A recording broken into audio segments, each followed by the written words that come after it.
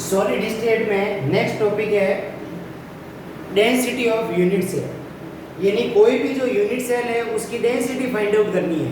तो density find out करने का फॉर्मूला है D = Z × M / A³ × N। यहाँ पर Z है नंबर ऑफ एटम्स, M है molar mass of atoms, A है edge length of unit cell, N है एवोगैड्रो नंबर और D है डेंसिटी ऑफ यूनिट सेल।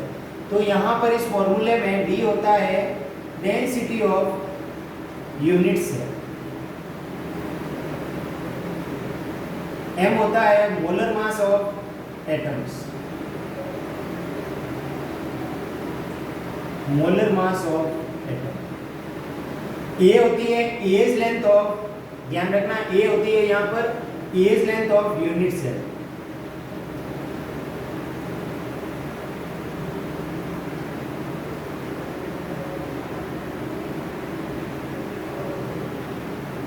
और Na होता है एवोगैड्रो नंबर 6.023 × 10⁻20। D होता है density of unit cell, M होता है molar mass of atoms, A होता है edge length of unit cell, Na होती है एवोगैड्रो नंबर ऑफ एटम्स। अब देखना, और Z है यहाँ पर number of atoms in unit cell.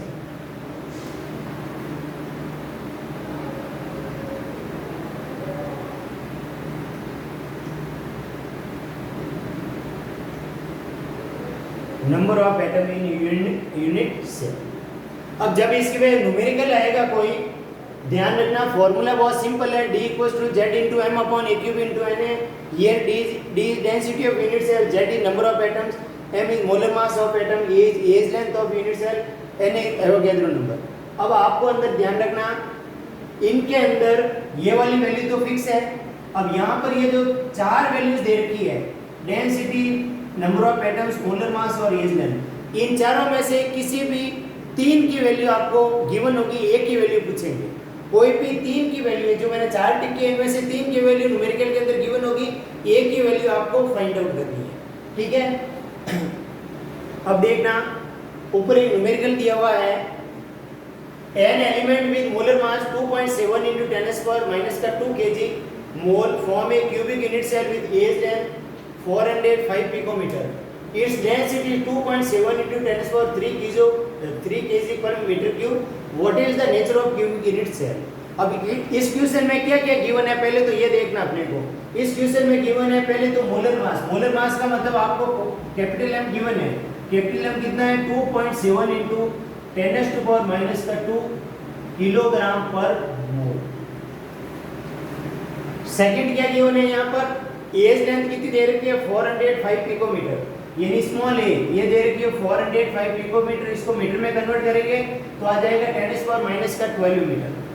अगला क्या दे रखा है? डेंसिटी। डेंसिटी दे रखी है आपको यहाँ पर D = 2.7 × 10⁻³ kilogram per metre cube.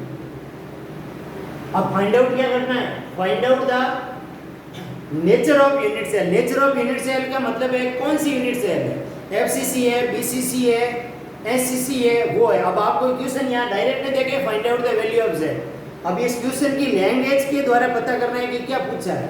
तो यहाँ पर क्यूबिक यूनिट सेल की नेचर पूछी है। नेचर का मतलब किसकी वैल्यू फाइंड आउट करनी है आपको? Z की वैल्यू। अब ये वैल्यू अपन इस फॉर्मूले में पुट करेंगे तो देखना,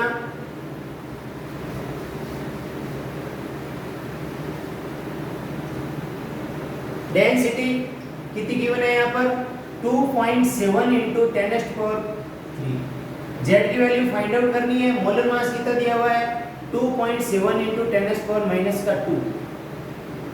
उसके बाद एज लेंथ कितनी दे रखी है? 405 पिकोमीटर, यानी 405 × 10⁻12 का क्यूब। अवोगाद्रो नंबर अभी बताया था मैंने 6.023 × 10⁻20।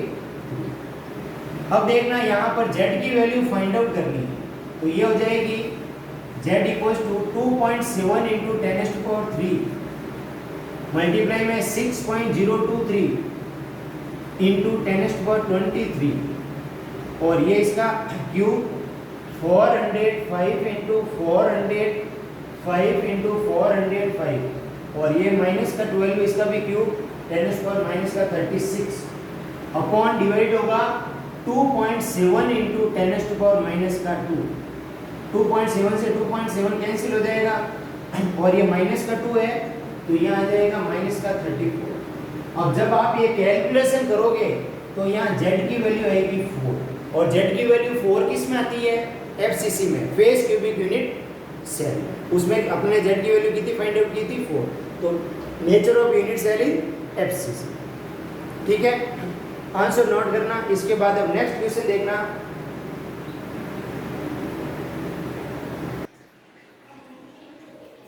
नेक्स्ट न्यूमेरिकल है aluminium is crystallise in cubic close packed structure, its metallic radius is 125 picometre. यानी एल्यूमिनियम है, क्यूबिक क्लोज पैक्ड स्ट्रक्चर है, वो यूनिट सेल है।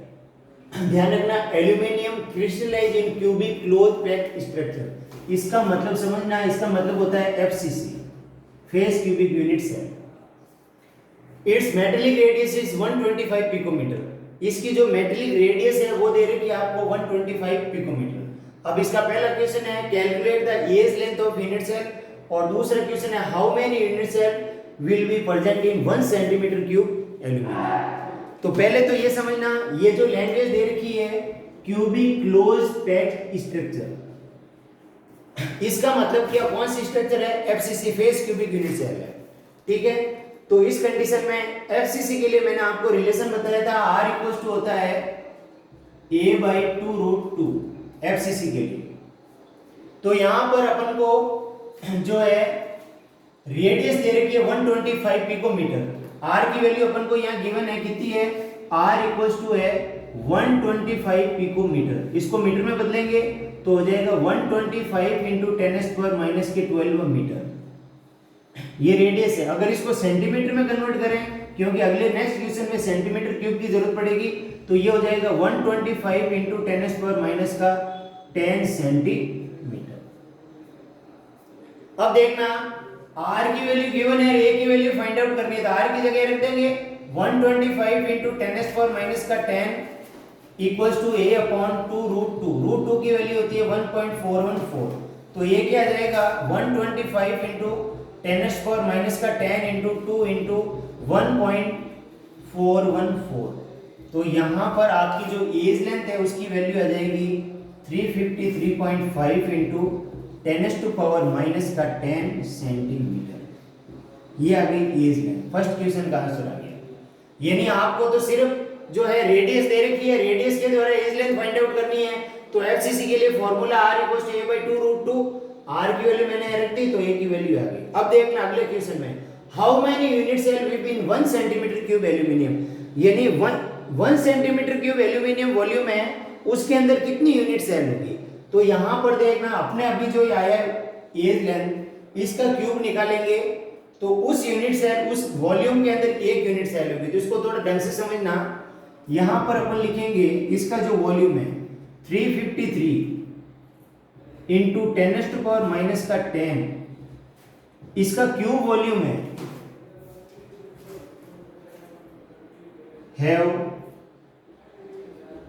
Number of unit cell is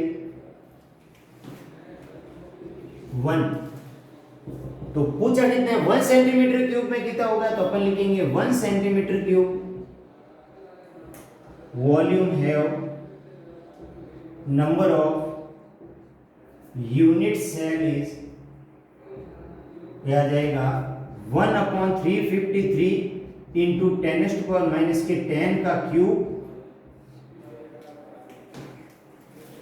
into ऊपर ये भी, ये 1 में आ जाएगा और इंटू ये 1 आ जाएगा। तो यहां पर इसका जब आप गुणा भाग करोगे तो इसका आंसर आएगा 2.26 इंटू 10⁻22 यूनिट्स। इसको थोड़ा ढंग से समझना।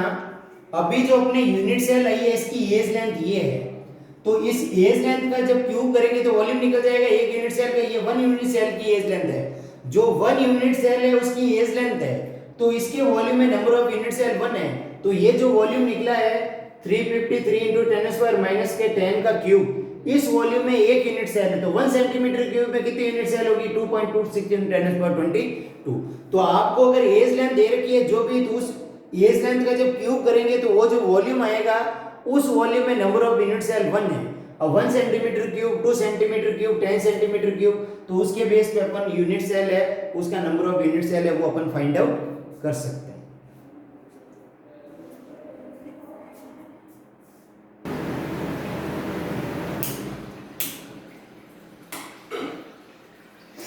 नेक्स्ट क्वेश्चन में देखना, an element from body centered cubic unit cell are age length of unit cell is 288 picometer।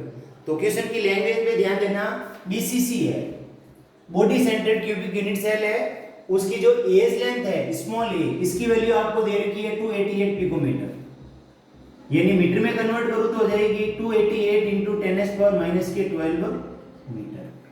Question देखना, an element from body centered cubic unit cell, the age length of unit cell 288 picometer and the density is 7.2 gram per centimeter cube। Density कितनी दे रखी है आपको 7.2 gram per centimetre cube. Calculate the number of atoms are present in 208 gram of element. इसके अंदर एक concept लगता है, कोई भी जो यूनिट सेल है उसका जो मोलर मास होता है उस मोलर मास में नंबर ऑफ एटम्स होते हैं 6.023 into 10⁻23। जैसे अगर मैं कॉपर लूं तो कॉपर का मोलर मास 63 ग्राम होता है, तो 63 ग्राम में नंबर ऑफ एटम्स ये होंगे। ध्यान रखना, कोई भी आप यूनिट सेल लो तो उस यूनिट सेल में जो मोलर मास होता है उस मोलर मास में नंबर ऑफ एटम्स होते हैं 6.023 into 10⁻23, ये फिक्स है। अब देखना, यहां पर मोलर मास अपन को गिवन नहीं है, अगर मोलर मास होता तो अपन बता देते कि इस मोलर मास में इतना होता है। तो क्वेश्चन की पहले तो लैंग्वेज ढंग से समझना, जो क्वेश्चन में दिया हुआ है कोई भी न्यूमेरिकल हो तो पहले तो उसमें जो गिवन है उसको पहले लिखो। अब इस क्वेश्चन में गिवन क्या है, एज लेंथ। इस क्वेश्चन के अंदर एज लेंथ गिवन है 288 पिकोमीटर, मीटर में कन्वर्ट करेंगे तो हो जाएगा 288 into 10⁻⁻12 मीटर। डेंसिटी की देखें तो 7.2 ग्राम पर सेंटीमीटर क्यूब है, ठीक है।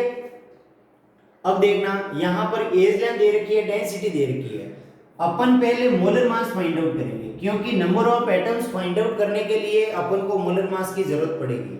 तो देखना, मोलर मास फाइंड आउट कैसे करेंगे, फॉर्मूला लगाएंगे, density D = Z into m upon A cube into Na।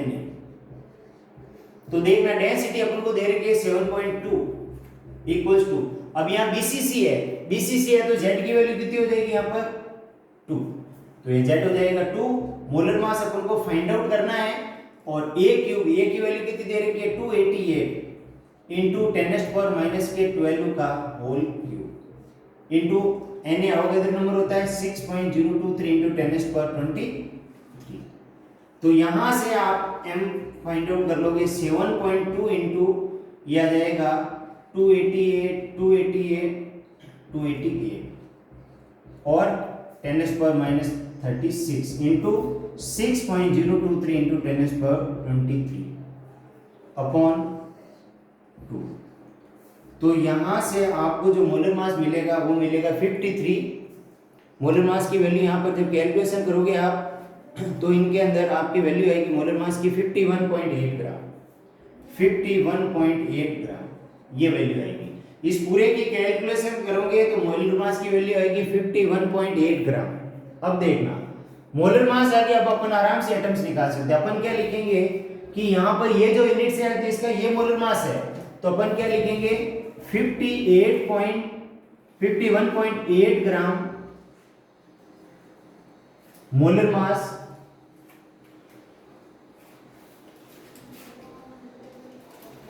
इसमें ध्यान रखना, पूरा वापस लिख रहा हूं ढंग से।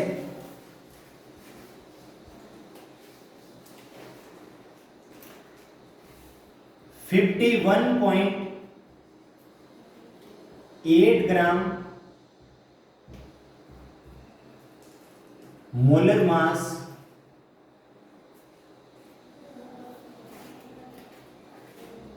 have number of atoms 6.023 into 10⁻23। तो इसलिए अपन को कितने के लिए पूछा 208 ग्राम, सो 208 ग्राम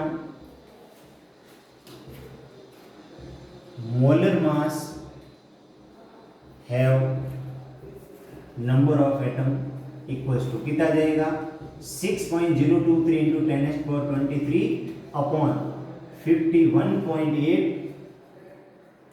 इंटू 208। तो यहाँ पर आपकी जो नंबर ऑफ एटम्स है उसकी वैल्यू हो जाएगी 24.18 इंटू 10⁻23। अब ध्यान रखना, पूरे क्वेश्चन को वापस समझ लेना। अपन को इसके अंदर थोड़ा सा मैंने पहले बताया नहीं था, ये कॉन्सेप्ट इसमें क्वेश्चन के अंदर ही समझा देता हूँ। जो अपन यूनिट सेल के अंदर देखते हैं तो उस यूनिट सेल में जो मोलर मास है उस मोलर मास में नंबर ऑफ एटम्स होते हैं 6.023 इंटू 10⁻23। कोई भी यूनिट सेल हो, उस यूनिट सेल के अंदर जो मोलर मास होते हैं उस मोलर मास में नंबर ऑफ एटम्स ये होते हैं। ठीक है, अब आपको यहाँ पर पूछ लिया इसने 200 ग्राम में कितने नंबर ऑफ एटम्स होंगे। तो इस क्वेश्चन के अंदर जो है पहले अपन मोलर मास फाइंड आउट करेंगे। तो मोलर मास तो इस फॉर्मूले से फाइंड आउट हो जाएगा D/Z/m/AQ/NS है। तो ये जो मोलर मास आया अपने 51.8 ग्राम, तो 51.8 ग्राम मोलर मास है, इसमें नंबर ऑफ एटम्स ये है। तो 208 ग्राम में नंबर ऑफ एटम्स कितने होंगे 24.18 इंटू 10⁻23। ठीक है, अब इससे रिलेटेड कोई भी अगर पूछ ले 100 ग्राम में कितना होता है 100 आ जाएगा, 50 ग्राम में कितना हो जाएगा 50 आ जाएगा। आगे समझ में? तो ये थोड़ा कॉन्सेप्ट ध्यान रखना, ये जो डेंसिटी है उनके अंदर ही ये कॉन्सेप्ट लगता है। और दूसरा जो अपने एज लेंथ आती है उस एज लेंथ का जब क्यूब निकालेंगे तो उसमें 1 यूनिट सेल लगती है। जो डेंसिटी पे न्यूमेरिकल आते हैं उसमें सिर्फ 3 ही कॉन्सेप्ट लगते हैं। फर्स्ट कॉन्सेप्ट तो इस फॉर्मूला बेस्ड होता है जो मैंने बताया। सेकंड कॉन्सेप्ट होता है जो एज लेंथ है इसका क्यूब निकालेंगे, वॉल्यूम निकालेंगे, इसमें नंबर ऑफ यूनिट सेल हमेशा 1 होती है। ये जो एज लेंथ निकालते हैं इसका जब क्यूब निकालेंगे इसका वॉल्यूम, इस वॉल्यूम में नंबर ऑफ यूनिट सेल 1 होती है। और थर्ड जो मोलर मास होता है उसमें नंबर ऑफ एटम्स ये होते हैं। ये 3 कॉन्सेप्ट ध्यान रखना, कोई क्वेश्चन गलत नहीं होगा। ठीक है, जो एज लेंथ है उसका क्यूब करेंगे तो उसमें नंबर ऑफ यूनिट सेल 1 होती है। अभी जहाँ क्या है 3 यूनिट सेल के लिए वॉल्यूम कितना होगा, 4 यूनिट सेल के लिए क्या होगा, या एज लेंथ के अंदर देंगे कि यहाँ पर मान लिया 2 पिकोमीटर है तो 6 पिकोमीटर में नंबर ऑफ यूनिट सेल कितनी होगी, तो आप आराम से कैलकुलेट कर सकते हो। ठीक है, तो ये नोट करना।